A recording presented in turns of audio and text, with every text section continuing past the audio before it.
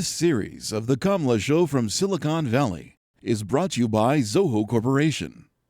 Zoho is the operating system for business. Hello, I'm Kamla. My guest today is Andy Hertzfeld. We are back with part 2 of our conversation with him. He was described as software wizard when he worked for Apple in the early days. Software wizard. Yes. How did that name come? I tell the story in my book that once the Mac project got going, Steve Jobs wanted us to get business cards, and I was reluctant to get a business card because I thought my title, which was something like senior member of technical staff, was just insipid, and I didn't like the idea of a business card where basically he said something, well, why don't you get whatever title you want if you don't like that title, just make one up. And so I thought software wizard kind of popped into my head because conjuring up software is a little bit like magic. And so I thought that was suitably irreverent, and especially you couldn't tell where it fit into the corporate hierarchy. So I thought that was a good thing. Did it spawn off some sort of a... Yeah. Well, immediately my friend Burl, who did the hardware for the Mac, took Hardware Wizard just right away. And then eventually, I believe I had the first whimsical business card at Apple, and that's kind of spread around. Do you still have it? Yes, I do. You do. So, so in our last part, we were talking about how you were enthralled by Steve Wozniak's the way he worked. Yes. Fusing software and hardware in his mind. Yes. And he was able to then work at the board and... Yeah, I was enthused about almost every aspect of Steve Wozniak, his personality, his design genius, his ethics and values. You two share something in common. There's a lot of empathy and kindness in both of you. Where did you first encounter empathy and kindness in your life? Oh, geez. I guess in school. You could see some people were bullies and some people were, were kind. And it was a lot better to be kind. How do you handle when people are not kind to you? It varies, I would say. It depends on the context and the circumstance. Sometimes I mostly really turn the other cheek if someone is unkind. Maybe they're not the kind of person I want to hang around with. Although on other times, you have to stand up to ill treatment of others or yourself. Did you have to learn to be assertive? No, not really. I'm not very assertive, and I don't think I usually need to be. But when it's important, I'm assertive. I don't know if I had to learn. It's more comes naturally. If there's something I really care about, I'm gonna care about it. Back to Apple. So there you are. You're working in your dream company. You got your dream job, and then Steve Jobs actually decides to take over the Macintosh project, which was started by somebody else. It was a book of Macintosh. Jeff Raskin. Okay. How did you get involved in Macintosh? And it's not the Macintosh that we see today. It's the original Macintosh. Yes. Well, I always hung around the lab at night at They had a lab Apple. there? Yeah, Apple had a lab where the hardware prototypes were being made. I'd hang out. If I had extra time, I'd help the hardware engineers. I just love trying out new features. The Apple III had some amazing new features. It was like an Apple II on steroids, so I loved. When I first saw the Apple III prototype, I was amazed that there weren't like armed guards around it. It was such a big thing in my world that you could just walk up to it and ask the technician working on it, hey, do you need any help with anything? And so I started doing these little side projects. And I got friendly with Burl Smith, who was designing the first prototype of the Macintosh. So my very first experience was helping him get the very first graphic image the prototype Macintosh ever had up on the screen. What was a graphic image? What did it? It was Scrooge McDuck, a drawing by Carl Barks. There was a guy at Apple, Bob Bishop, who was just in love with Carl Barks's art. He had digitized a bunch of frames from comic books.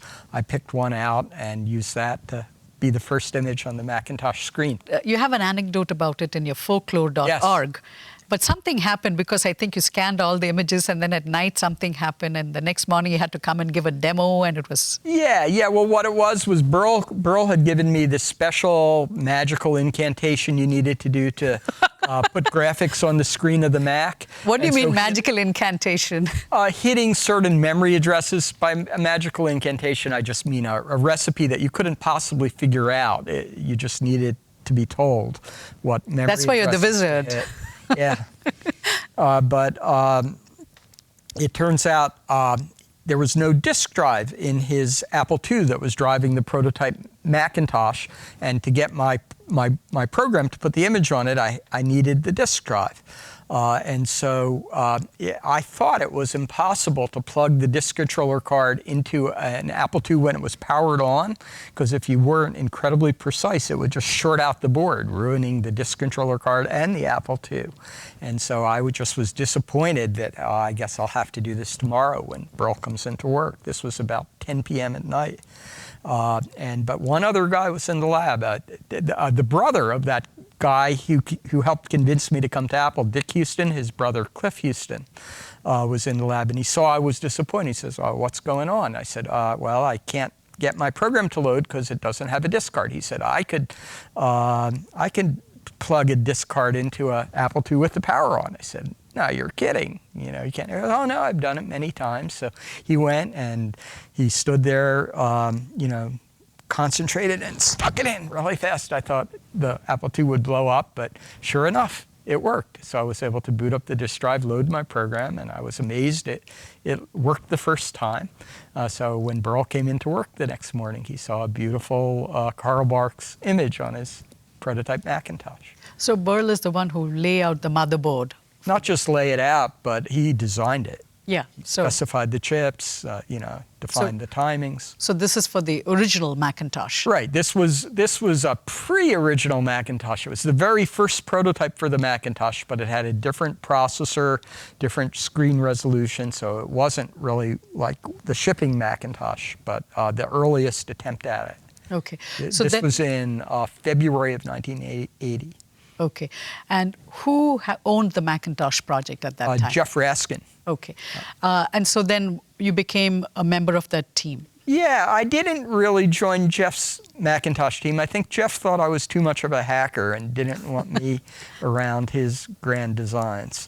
But you had grand schemes. It turns out I became friends with Burl. Used to go out to lunch with him all the time, helped him out in various ways.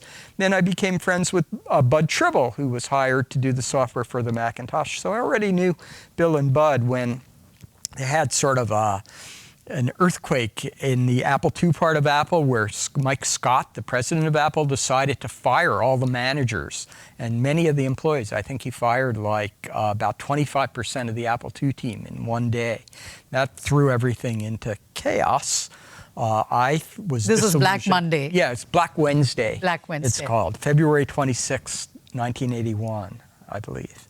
I was disillusioned because one of the people he fired was my partner, the only other person working with me on my project. I thought maybe I should be told if something like that was happening. So I expressed my disillusionment, and Mike Scott thought I was someone worth keeping at Apple. So he asked me, "Well, what could I do to make you stay?" And I said, "Well, maybe if I could work on the Macintosh with Bud and Burl." And so Steve, it turns out, had just taken over the Macintosh project from Jeff like a few days before that. I wasn't even aware of that. But the next morning when I came into work, I had a call from Steve Jobs' secretary setting up an appointment to meet with him. And Steve, the first thing Steve said to me when I walked into his office, "Are you any good? We only want good people working on the Macintosh, and I don't think you're good enough." Wait a minute. This is the gentleman who wanted you to join Apple in the first place. Yeah. Well, Steve could have different opinions by the hour. Consistency was not his strength. And so sometimes he'd be super enthusiastic, sometimes he'd be very negative, sometimes about the same thing. He could be both enthusiastic and negative. So he was really just challenging me to see if I would stick up for myself. Did you? And I did. I said, "Yeah, I'm good." And then what he went and did is said, "Okay, well, well, I'll look into it. He went over to the Macintosh building, I found out later, and started asking Burl Smith and Brian Howard, hey, is this Hertzfeld guy any good? And I guess I passed muster, because a few hours later he came by my cubicle and said, congratulations, you're on the Mac team now. This was late on a Thursday afternoon, maybe about 4:30 p.m. So I thought, well, maybe give me a day to finish up the work I'm doing, to get it in shape for someone else.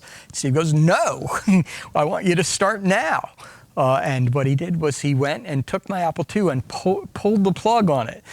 So I lost the code I was working on, and he picked up my Apple II and started walking away. That was his way of convincing me to start now, just taking my computer. What could I do but follow him? He plopped it in the trunk of his car. I got into his car with him. He drove it over to the little Mac building where, like at the time, there were like only 4 people working on the project. Took my computer, plopped it on a desk, says, here's your new desk, and then left. And I started looking through the desk drawers, and they were full of things. It was someone else's desk. I later found out it was Jeff Raskin's desk. He had just fired Jeff like a couple days before. So there was a palace coup. Yeah, something like that. Okay. So he believed in your high school motto, carpe diem. Yeah. Seize the moment. Yeah, Steve was good at seizing the moments. Okay. So then you became part of the Macintosh group. Yes, I was the second programmer to work on it after Bud Treble. Okay. But in the timeline, Apple III was still being sold. Yeah, Apple III had just came out. It was announced June of 1980, so about 6 months prior to me starting on the Mac. But it really didn't even ship until a few months after that. So the Apple III was still pretty new. But already Apple could see that it wasn't going to live up to their expectations. So what did you do for the Macintosh group? Well, the very first thing I did was low-level software to test the hardware out, to get the keyboard working. Like the third day I worked on it, I wrote the keyboard drivers so you could actually use a keyboard with it. The very first thing I worked on was just a way of getting code from a Lisa to the Macintosh. So Lisa had already was a parallel project. Lisa had been going on for 3 years at that point, almost. And that had nothing to do with Apple II, Apple III. Right. Lisa was intended to be a revolutionary office computer with a graphical user interface. And so already we were thinking the Macintosh was kind of a little brother to the Lisa. Lisa was going to cost thousands of dollars. We wanted the Macintosh to be about a quarter as expensive as the Lisa. But we were using Lisas because Lisa had the same processor as the Macintosh. We were using Lisas to develop Mac software. So the very first thing I had to do was just make a serial connection happen so we could load software from the Lisa to the Macintosh. But later I started working on getting the disk drive going, which was a real labor of love because I so loved Woz's disk drive techniques, and because the 68,000 processor in the Macintosh was 10 times faster than the Apple II, you could do things that were out of reach on the Apple II. I could do pretty easily on the Macintosh. And then what else did you do? Well, eventually I worked taking the brilliant software that Bill Atkinson wrote for the Lisa and getting it running well on the Macintosh. So I had to, the Macintosh had 1/8 the amount of memory that the Lisa had. So I had to crunch the software Bill wrote to get it to fit into the Macintosh. We called that the user interface toolbox, the routines that application programs use to put graphics and windows and scroll bars and all that. So that was all Bill's... Bill did it, most of that stuff for the Lisa. I made a few small changes to it, but mainly scrunched it down to occupy about 1/3 of the space that it did on the Lisa. You're being very modest about it. Even to scrunch it down, you have to know the innards. Yeah, well, I had to rewrite it in assembly language. Yeah, and that would have meant... But that's a lot easier to rewrite some brilliant, clear code than to invent it from scratch. Is that why you consider Bill Atkinson as your mentor? Yeah. I learned to do user interface programming. The main thing I do from Bill, working with Bill. Fortunately, Bill loves to explain what he's done, and I was listening with rapt attention. Okay, so you did all of that. So when we look at a Macintosh, we don't think about the original Macintosh. You know, when I think of a Macintosh, I'm thinking of the 21st century model. Right. Right? A MacBook Air. Or Well, they keep changing. They keep changing. What software that you all design resides in the 21st century version of a Mac? Well, one example is the menu bar is still there. Next software, which the Mac became based on starting in 2001 with what they called Rhapsody, didn't have the menu bar, possibly because Apple patented stuff associated with it. They had to avoid it or whatever. But when they sort of unified, they kept the menu bar, which was really invented by Bill. But that's still in there today. But as I said to you in the previous interview, I think my main contribution that's still in there has to do with the spirit of the Macintosh, a certain playfulness, sense of humor, irreverence. And I think the Macs still exhibit that somehow. And I helped put that in there. So that's like Woz. His spirit exists. Yeah. In a way, I ported Woz's spirit to the 68,000. Okay. When did the Macintosh finally debut? January 24th, 1984. And what did you, when you unveiled it, I think that's that famous 1984 ad. Yes, we did the 1984 ad, and we also wrote an elaborate demo, which you can see on YouTube these days. We had to write that demo we had tremendous pressure to finish the system software. We had just gotten it done, and we're lounging around on the floor thinking, phew, finally, we made it. When Steve Jobs walked in and said, hey, you're not finished yet. We have to write a demo program. So we got all that going. The demo culminates with the Macintosh actually talking, telling the world it was the first computer to announce itself. And whose voice was it? It was a synthesized voice, algorithmic voice, which sounded oddly endearing, even though it was mechanical. You could tell it was a computer talking. It had a personality to it. How much of George Orwell's 1984 loomed over that launch? We made the connection for that commercial, and Steve used it as a theme for announcing, the Mac. Steve loved setting up foils, because he's a master of human nature. He knows people like to have a good villain and stuff. So he, for the Macintosh launch, he casted IBM in the role of totalitarian big brother. But that was just a gimmick. It wasn't really deep in the Mac team or anything. We weren't thinking about George Orwell's book very much. So when the Mac was unveiled, how did it do? Initially, it did very well. There was a lot of expectation. People recognized it for the revolution that it was. And what was that revolution? The revolution was a computer for the rest of us, a computer that was easy enough to use by an ordinary person. At the time, computers were not considered tools for regular people because they were just too complicated.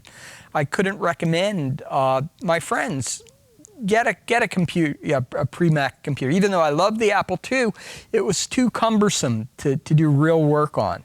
And so the power of the 68,000 microprocessor, and especially the graphic user interface, made it easy enough to use so the computer could be a tool of everyone.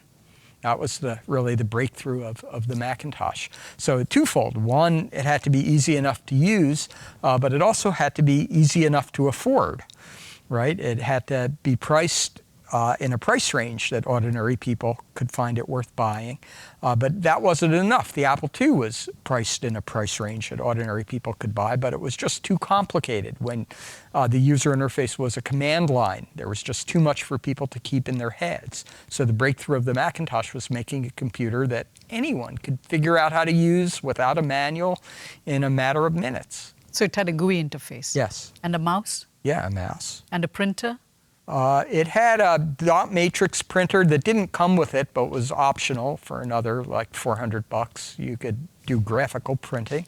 And eventually the real breakthrough was the next year when the laser writer became available, because that had enough quality to do business type communication. That was the basis of the desktop publishing revolution, which really gave the Macintosh its first big commercial success. Do you remember where the 1984 unveiling was held? Yes, Flint Center in Cupertino. Very close to it's De Anza College. Yeah, we walked there from our office on the Mac. It was walking distance, maybe less than a mile. So you walked there. Yeah. Do you still have your original Mac? Yeah, I do. I have more than one, really. You do? My original Mac. They gave us, when we came back from the introduction at Flint Center that very afternoon, a truck pulled up and they had a Macintosh for every Mac team member. There were 100 Mac team members by that time. We each got a Macintosh with a little plaque on the back with our name on it.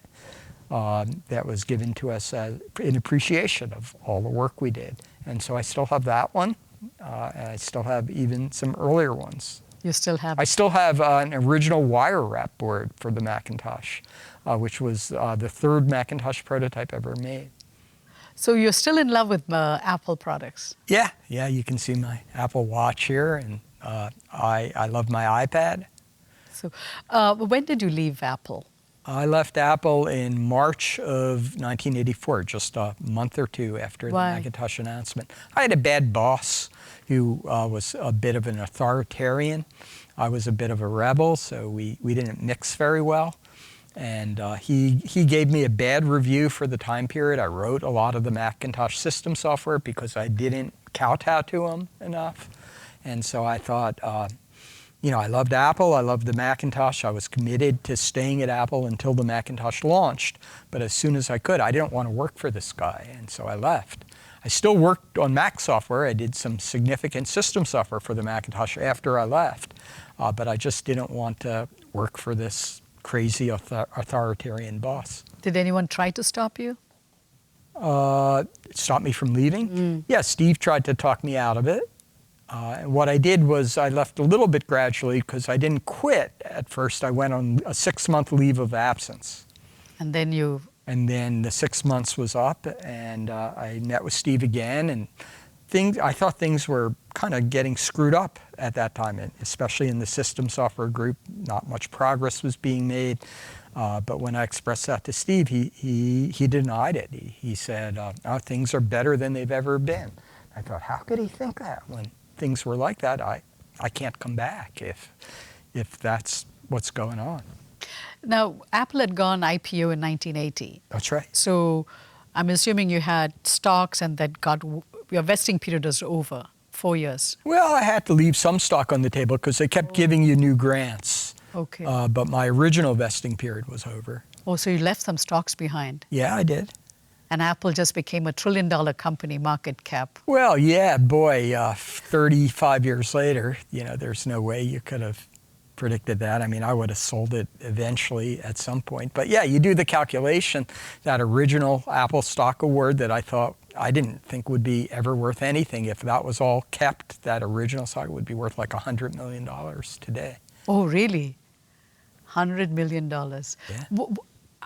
What does money mean to you? Because here you were a grad student, you scrimped and bought your first Apple II. And then you joined this company that changed the world, that changed the way we interact with computers. And then you also made money. What does money mean to you? What did it mean to you then, and what does it mean to you now? Well, money really represented freedom. If I had enough money, I could do whatever I wanted.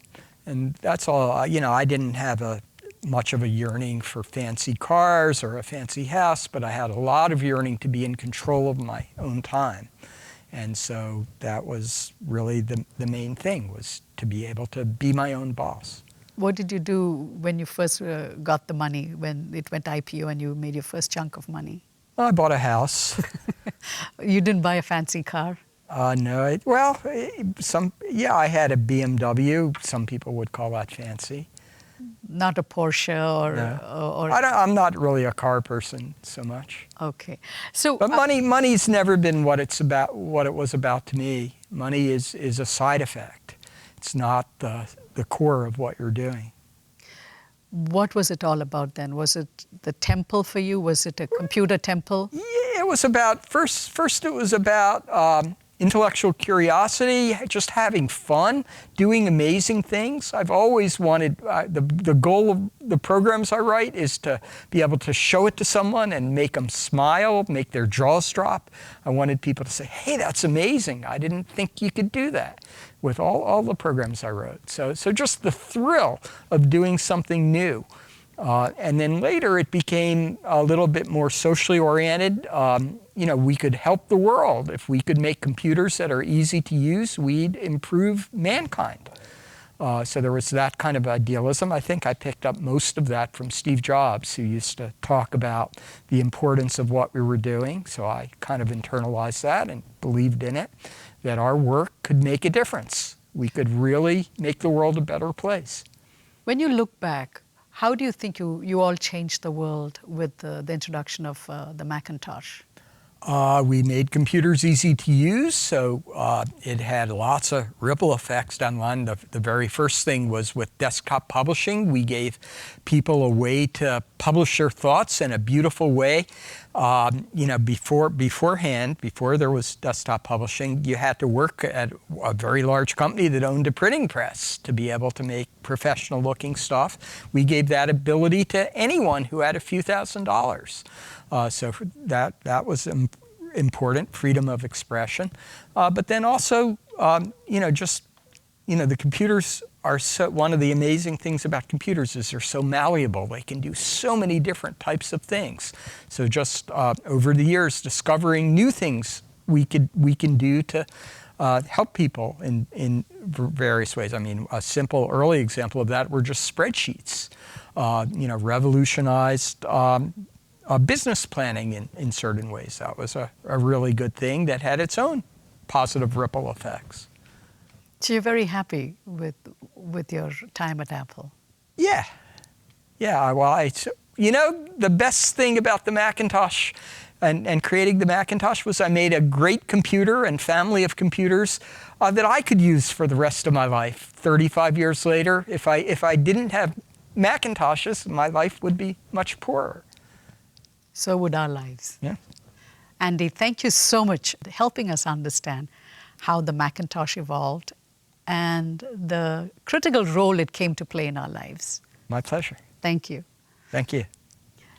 And thank you for watching. If you missed any of our shows, you can catch them on our website, kamlashow.com. We'll be back again next week with another new conversation. Until then, goodbye. This series of The Kamla Show from Silicon Valley is brought to you by Zoho Corporation. Zoho is the operating system for business.